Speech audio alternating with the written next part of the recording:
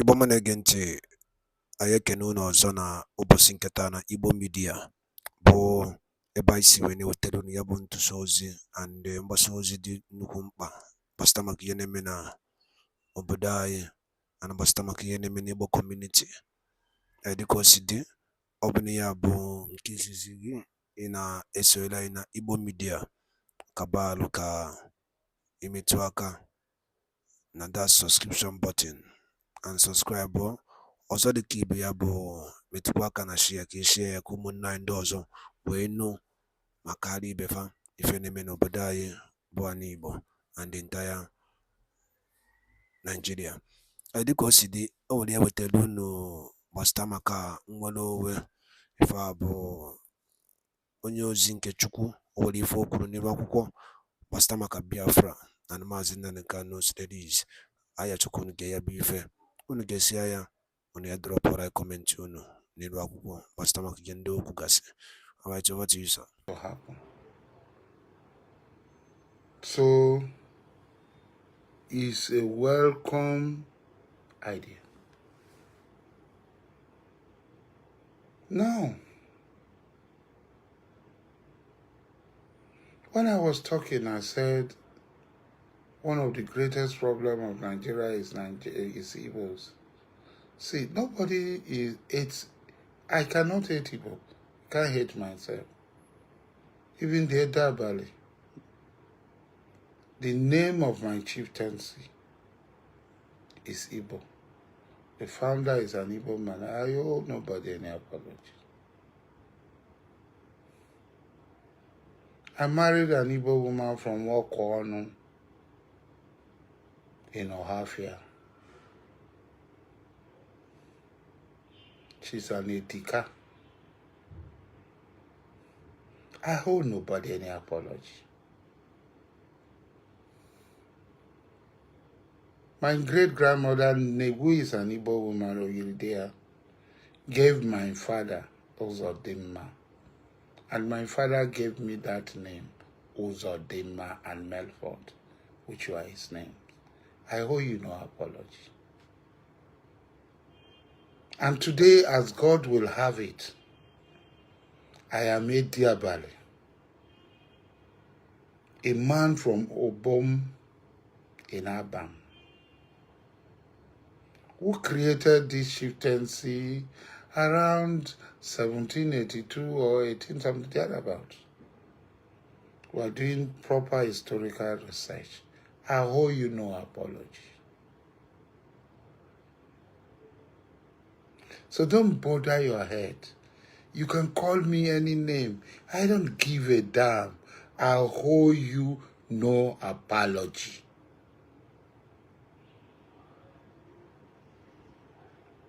I am not wanting to be Igbo. No. I am an Igbo man.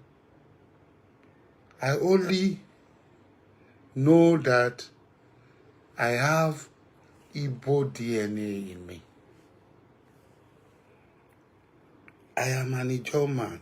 I have Igbo DNA in me. So I owe you no apology. I don't need to please you. You can do nothing for me. And there's nothing you can do against me. If you are my brother, you are my brother. I have many Igbo people. 99% of my business partners are Igbos. And they will tell you our relationship. I have a lot of Igbo friends and Igbo brothers in whose family they take me as part of that family. I owe you no apology. So keep your bitterness that destroys the image of the Igbos, that destroy the name of the Igbos, that tarnishes us. Keep your bitterness to yourself. Keep your 419 to yourself. Keep your drug dealing to yourself. Keep your ritualist to yourself. Rituals to yourself. Keep your bogey to yourself. Keep your scam to yourself. I am an Igbo man, but I don't do that.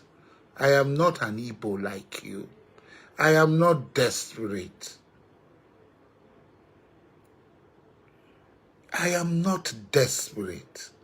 And that's why all these years, arrest, this, that, I know I've never had a conviction.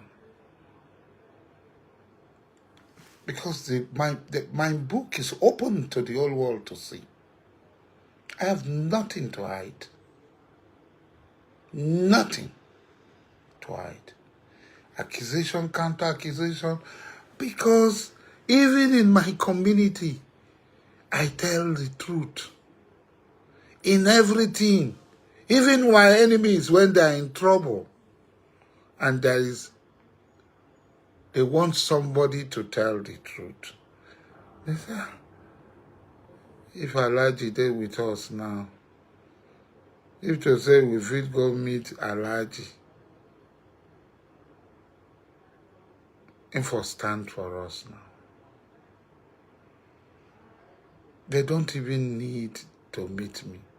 Once I hear that somebody is oppressed, I run forward to defend him. There are people who abuse me in every opportunity there. Every advantage they have is to abuse me, is to malign me. When they're in trouble, they call me. I go extra line, even at the risk of my life and livelihood, to stand with them.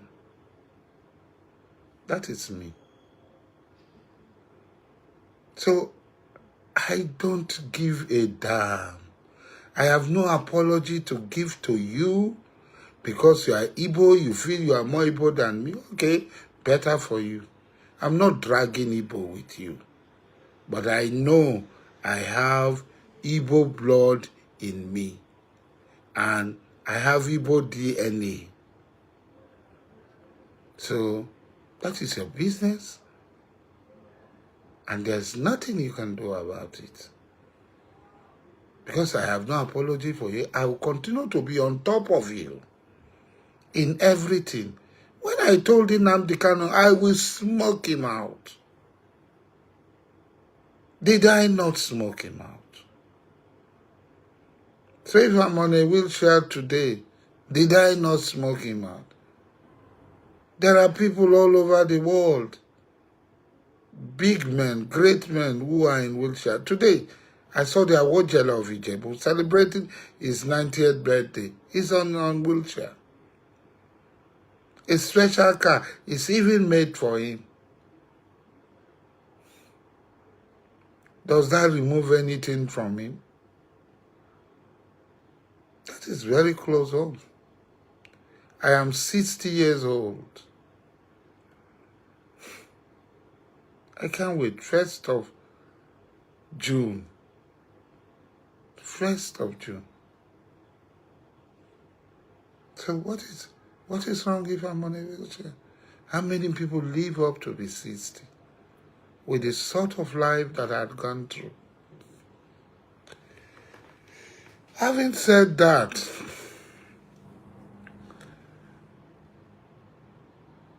I also heard that as I was not around, my friend Yaya Bello was being hunted by the EFCC on accusation of stealing 80 billion. I really don't know the truth of that matter. And I cannot say whether it is true that Yaya Bello stole 80 billion. But I want to ask, if Yaya Bello stole 80 billion from Kogi State, what will be the condition of Kogi State? But I'm not going to go to that. What I'm going to talk about is this. Mr. President, I am going to come to another topic. There are those in your government, I have said it, Who wants you to be incapacitated?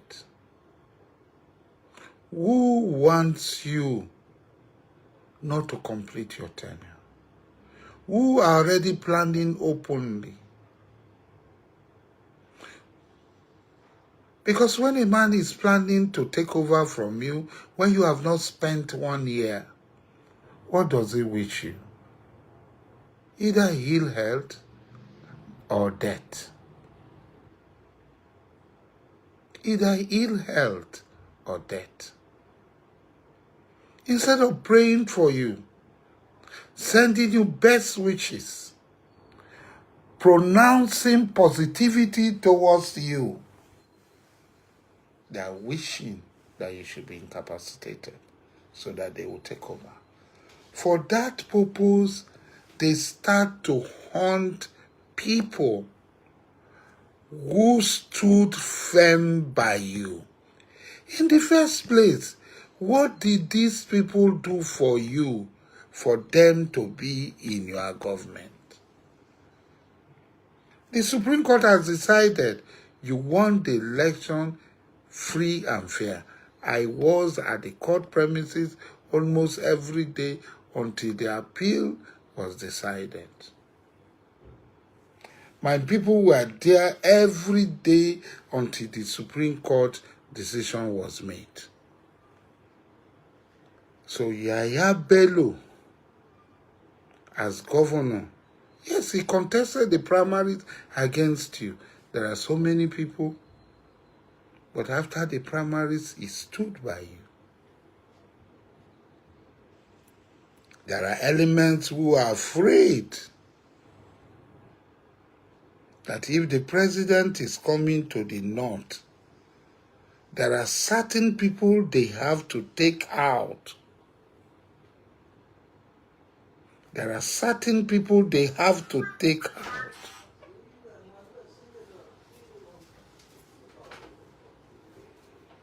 There are certain people they have to take out so that they will have the advantage of becoming president. Or that if anything happens, they will be in better standing and better position.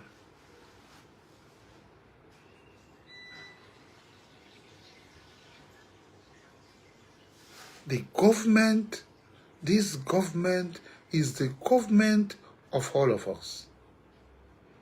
We stake our life, we stake our reputation, we put in our resources. I did not collect a dime from you. In all my campaigns, in everything I do, I did not approach you. Until you are sworn in, you never set eyes. Daalụ nne na ụmụ ife kunu si were esonyere anyị n'ihe anyị na-eme n'iru akwụkwọ na Igbo Media. Ọ bụ na ịmahọ Igbo Media bụ ebe anyị si wee na-ewetara unu ya bụ ozi, nnukwu ozi dị oke mkpa gbasara maka obodo anyị bụ ana Igbo and Maazị Nnamdi Kanu dịka ya bụ ikpe ya si aga n'ụlọ nke ọkaikpe. Unu afụgodo ihe Biafran Prime Minister kwuru. Ọ sị after meeting with Nnamdi Kanu, we go into the will resolve that the Biafran Republic government in exile will now take full responsibility of the legal team to effect from today, 8 February 2024. Alright, una anugo na ya. So anyị egosikwa Twitter handle ya kono fuku ya. Mana gị ma na ya bụ Igbo Media ka isi were wetara n'ozi a. Asọ ya nụrụ sime gịnị ya kọrọ nwanne ya. Ngwa nke mesịa n'ụmụ Igbo.